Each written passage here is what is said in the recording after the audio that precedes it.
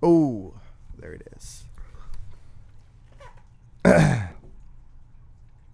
Welcome, everyone, to the Xhale podcast. I'm your host, Eric Strauss. I'm here with Rodman Lees. How's it going, Rodman? Doing well. Good evening, Eric. Good evening, indeed. We're back at it for another one. That's it. Talking about red snapper. Tomorrow is the start of the Atlantic red snapper season. Eric is going to go try his luck out and with some of our buddies. Shout out to Billy, Brandon. Port Canaveral. But going up to Port Canaveral. I'm gonna be here, man in the shop. Where's the camera? I'm gonna be here, man in the shop. Right there. If you guys need to come get any red snapper gear. But there you go. I'm stuck here, and but we figure before you go, let's sit down and talk about red snapper strategies. And there's a lot of like legal ramifications that go into red snapper fishing, spearfishing, especially on the Atlantic coast. It's a super short season. Yeah, and for the record, Gulf and Atlantic, very, very different seasons, very different regulations. And this is all, we'll dive into this more in a moment, I'm sure, but this is all for federal waters. Yeah. Right, so this is a federal season. State waters are different regulations, which we'll get into in a minute. Gotcha. This was something you looked up today, and you were kind of like, dude, I'm looking at it right here. It says you can shoot them all year. Yeah, so let's go right into that. Dates. I've always gone by the federal dates without really ever thinking about the state dates of just like, oh, well, if this is the federal dates, and then this is the federal dates. I didn't really even think that that it would be different, which of course it is. All fishing, hunting regulations are as complicated as they can possibly make it. Of course. So of course they're different, and they're not just a little different. How many days in the Atlantic state season do you think there are in a year? Well, it changes, theoretically can change. Currently. And what it's been for the past few years, I believe, is 2 days. That is in federal. It is a 2 day. State waters. Yeah. So federal is 2 days. Federal's 2 days. And what do you think the state is? How many days? 365. So 365 days a year in state waters, 2 days. 2 days in federal water. Yeah. So one of our favorite resources to use is the Fish Rules app. Yep. It will tell you the regulations for any fish that you could possibly want to look up. I was going to say in Florida, but they also do it in other states too. But it will tell you the regulations for like your exact map, like GPS location. Now you can change it on the map to look at it in state versus federal, but when you looked it up today, we're on land, but technically state waters, I suppose, for sure, for inland waters. So it shows red snapper is legal to harvest all year round, and that is the case. You can harvest red snapper all year round in the state of Florida in state waters. And how many do you get in this 2 day season? 1 per person. You get 1 fish in 2 days, but that must mean you never see any though. Like you hunt those 2 days, you never see a fish, right? Sometimes it can take a while before you find the particular one you want to shoot. Oh. What about smaller ones? But we do see hundreds. Would you say? I was just gonna say tens, hundreds, Yeah. walls. Maybe in the entire day, definitely over 1,000 fish. Definitely over 1,000 red snappers. Yeah. Nice, but you get shoot one.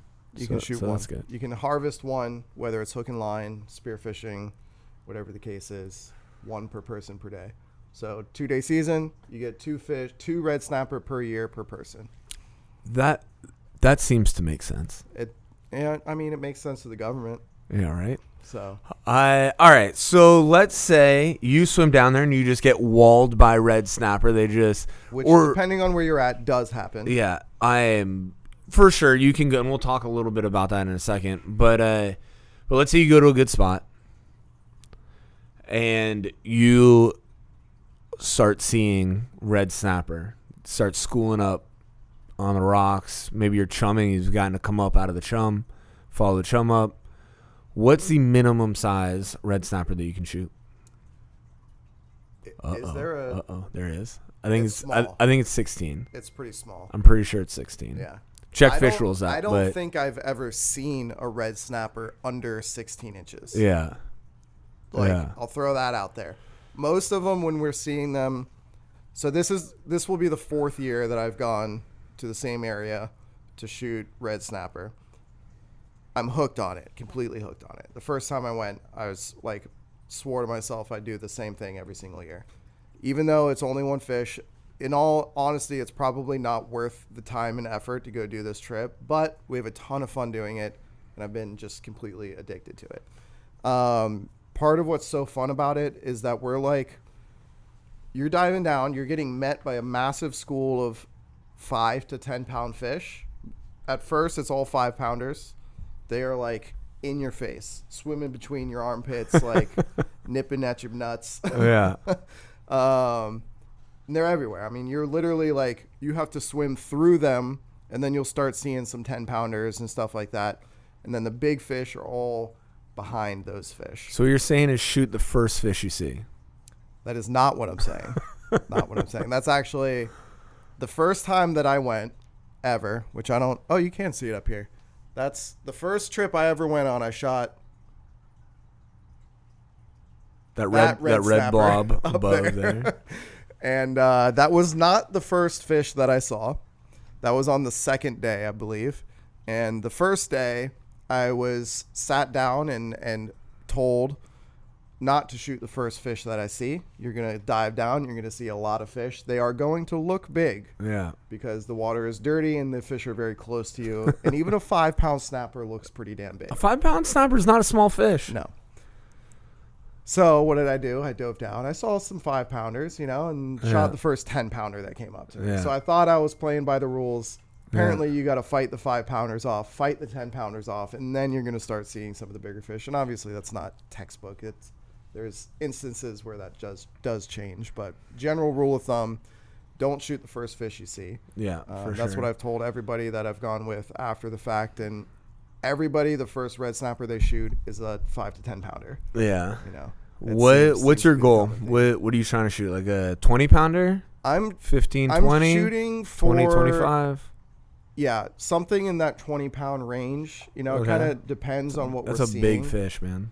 If I get down on a dive, on my first dive, and I see a 20-pound fish, I'm probably going to take it. Yeah. This year, I'm doing it a little bit differently. I'm running the pole spear only. Pole spear only. Which I'm a little worried about, but... And you only got one day. You're only doing it one day. One day, baby. So I might come home with a 5-pounder. But if I get a 5-pounder on pole spear, I'll still be pretty fired up about it. I wonder what the ISUA record is. On pole spear. Yeah, we tried to look it up before we started the IUSA. Yeah, IUSA. Get your stuff together. That website's been down forever. Yeah, it was down and back up, and now it's down again. The last I remember, I believe it was in the 34-pound range on pole spear. That's a big fish. On the Gulf Coast. That's where you're going to get it, is on the Gulf Coast. I think it was from the Gulf Coast. They're not going to do a separate record for Atlantic and Gulf. No, it's not a separate record. It would definitely be on the Gulf Coast. That's the spot to do it. Which I don't really understand why they designate between Atlantic, like ARS, and GRS. Do they even call it that? No. Gulf red snapper? No, but there might be like a Pacific red snapper or something. Yeah, but they do distinguish, like, they don't call them ARS on the Gulf side, do they? Yeah, I think so. I don't know. I'm pretty sure they do. Maybe that's just me being petty, being from the Atlantic side. Like, you can't call them ARS. So that's big. The hook and line Florida record's 46 though. That's a giant. Which is stupid. Yeah. All tackle, IGFA, all tackles 50, over 50. That's insane. That must be from so deep, like, that thing ain't coming. It was out of Texas, somewhere out of Texas. Yeah, that makes sense. But, I mean, it's probably 200 miles out of Texas. They grow them different in the Gulf. Yeah, massive. Different in the Gulf. Louisiana, when we dove there, dude, we were seeing 20-pounders all day long. That's just a huge snapper. Like, I'm just used to, like, like a giant mutton is like 20. If you shoot a 20-pound mutton, that thing is freaking stupid big. That moon snapper. That freckle back. No. So in Mexico, we had a Mexican guy come in, and we're talking about and he's calling them lunars, like lunars, and like he didn't speak English too well. It's actually Italian and Spanish, but he's calling them like lunars, and I was like, oh, like the moon, like lunar. Like I'm trying to like, all Latin based. He's like, no, like he's like pointing at it's like freckles. He's like, no, like lunar is like a freckle. And it's like we're like a moon. He's like, yeah, like a moon. And like so something was lost in translation there. But yeah, muttons are now frecklebacks, moon snappers, moon snapper or frecklebacks. Yeah. Yeah. No, a 20-pound snapper is huge. Too. I mean, look at that one. That fish was 20 pounds. It's a big fish. When I got my hands on that thing, I was like, damn, girthy. All right. A 30-pounder is huge. We've talked about Atlantic and Gulf side differences. What about in the state and federal? So one of the reasons is you don't find them a lot in state waters. Yeah. Where do you find these suckers? So where we're going, we're well into federal waters. The farther north in Florida you go, obviously the farther offshore you got to run to get into some decent depth.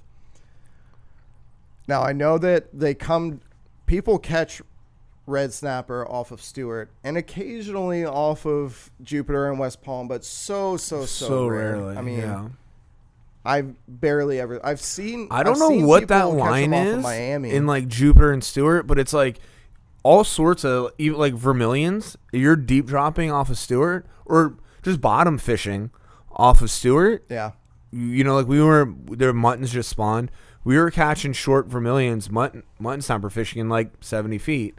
If you're trying to catch a vermilion off of West Palm, dude, you're deep dropping. Like, you're not. Yeah. There's none of them in. So I don't know why that is. I don't know if it's like the current or structure that we don't have here, or whatever the case is. But we don't see them much here, and But you get them again in like the Keys, which is kind of weird. Even farther south in the Keys, like off the Tortugas, people slay them off the Tortugas. Yeah. And then as soon as you get to the Gulf side, as soon as you get in like depth in the Gulf, like you're gonna find reds. Like they're just around. I wonder if that's what it is. They're just spilling from the Gulf side. Maybe. But even how are they off of like Port Canaveral, Sebastian?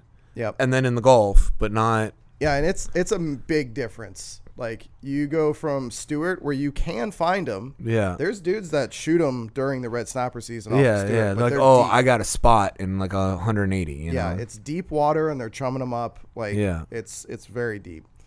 But as soon as you get to Sebastian, Canaveral, like especially Canaveral, I mean, when we're out there, we're getting, like I said, we're getting walled by schools. Like, it's an absurd amount of fish, and we're in not super deep water, definitely free diveable, 60, 70 feet.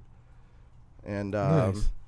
So back to a little bit to the state waters thing. It's open year round, but you don't really find them in state water. Yeah. You can.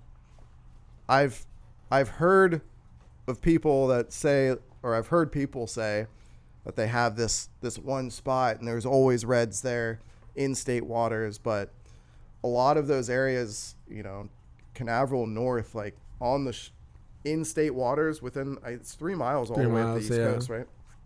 So within that 3 miles, you are not finding clear water. I mean, it is undivably dirty water.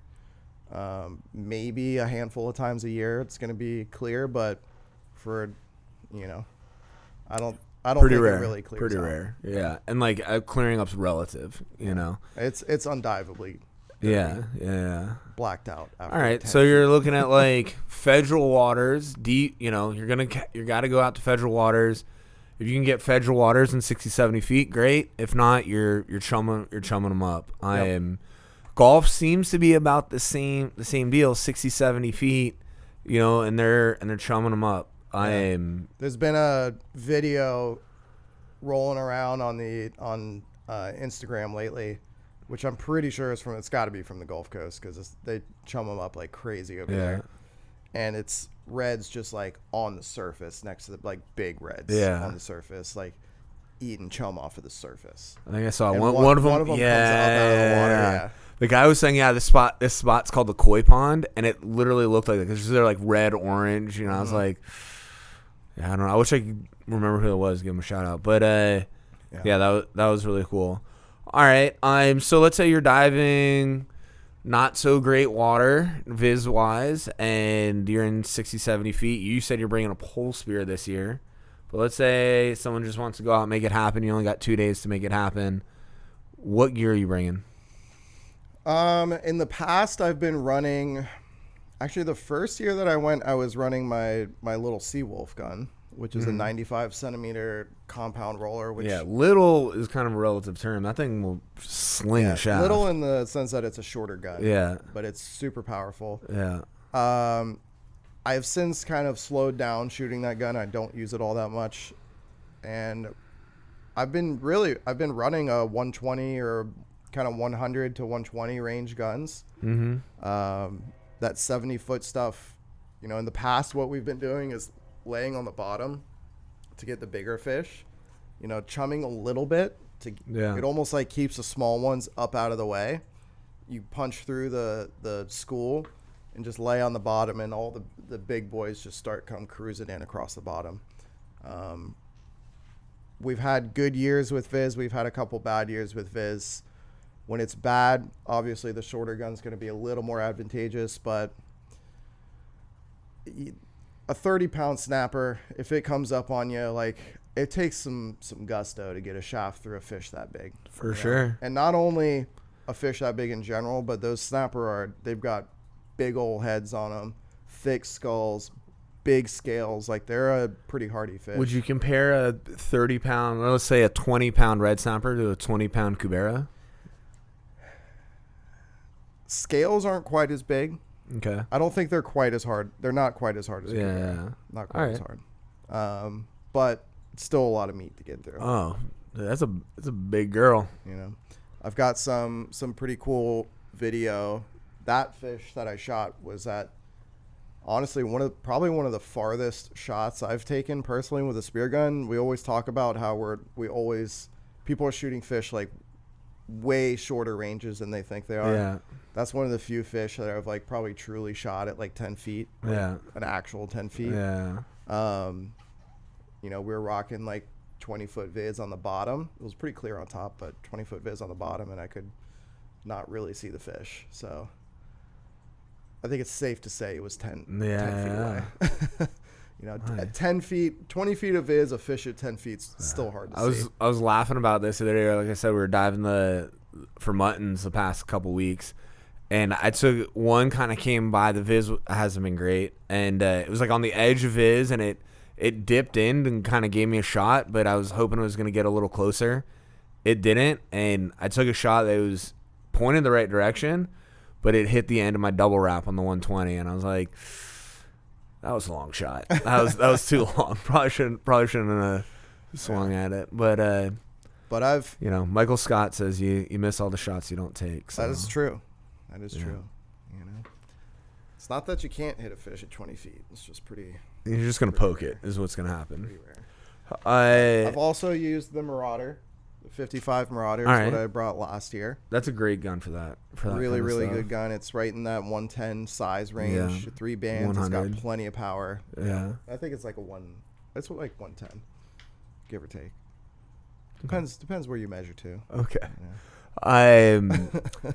Nice. Yeah, and I think dirty viz, like that 100 or 100 is probably a ticket for bigger fish. I was about to say drop it down to a 90, but if you're trying to shoot a 20-pound snapper, the 90's probably not going to take and it. even you need the bigger 2-banded gun is like you need that heavier shaft to like you're pushing it. You need more shaft weight to penetrate through. Yeah. Make sure the tip's sharp. But all right, man. We'll see what the pole spear does. I think we got it. Make sure you're paying attention to the federal season. I imagine golf and state and golf and Atlantic are going to be vastly different seasons. The golf season's like wild. Real long. It's really long, and it was like I don't know. I honestly don't know enough about it to like. So definitely don't take anything I'm saying about the golf regs to heart. But it may still be this way. It was like by charter only. So it was closed to commercial harvest. Maybe I'm not sure on that, but it was definitely closed to recreational harvest, unless you were on a charter vessel. So maybe it was the other way around. Maybe it was only it was closed recreational but open commercial. Maybe, and yeah. if you're in order to like shoot it yourself, you got to go out with a commercial guy. And the like, Texas has like a different season though. Texas has like a just because I was watching YouTube videos of it, and I was trying to look up the dates is what it was. And it said like commercial red snapper or like charter red snapper season, and had dates for that. Yeah. And I was like, a charter season. And I don't know if that was exclusive. I didn't like, go down that rabbit hole, but it is a rabbit hole too. Like the whole. No. It's almost a conspiracy theory. Yeah. The theology behind the red snapper seasons. Right. It's almost a conspiracy theory. Wow. But nobody really knows why it's so strict. It's like one of the most prolific fish populations that we have, and at least it seems that way. Maybe. But maybe it wasn't maybe like I'm wrong. It hasn't always been that way. Yeah, they had alligator clothes forever, and now there's alligators in every kind of freshwater body. Yeah. Ever. Snook came back super strong after being Goliath grouper dwindled down. Goliath grouper. Not open to harvest. They finally opened it up. Yeah. I wish they'd opened it up where we live, but or to spearfishing. They could do the same thing, a 2-day season, one per person, and do Goliath they grouper. Get hit hard. Everybody would come out of the woodwork to get one. Yeah. What do they do? 200 tags? 250? Something like that? Yeah, something like that. I don't know. All right, man. Well, boom.